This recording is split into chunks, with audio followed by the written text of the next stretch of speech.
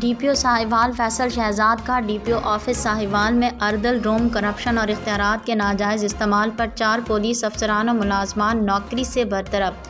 جویا news net work plus کو ترجمان Sahiwal police سے حاصل ہونے والی تفصیلات کے مطابق ڈی پی او ساہیوال فیصل شہزاد نے اپنے آفس ساہیوال میں اردل روم کا انعقاد کیا۔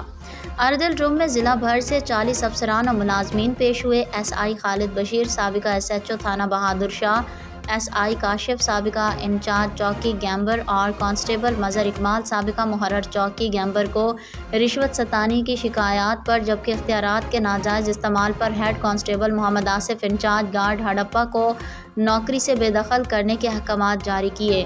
ڈی پی او ساہیوال فیصل شہزاد نے پولیس افسران و ملازمان کو واضح پیغام دیا کہ کرپٹ، بد اخلاق اور اچھی شہرت نہ رکھنے والے ملازمان کی محکمے میں کوئی جگہ نہیں۔ سست، کاہل اور ڈیوٹی سے غیر حاضر رہنے والے پولیس افسران و جوانوں اپنا قبلہ درست کر لیں اور اپنی ڈیوٹی کو فرض سمجھتے ہوئے سر انجام دیں۔ سزا اور جزا کا عمل ساتھ ساتھ ہے۔ عوام کے جان و مال کا تحفظ ہماری ذمہ داری ہے، جس کو ہم نے ہر حال میں پورا کرنا ہے، جو کہ ہمارا فرض بھی ہے اور عبادت بھی۔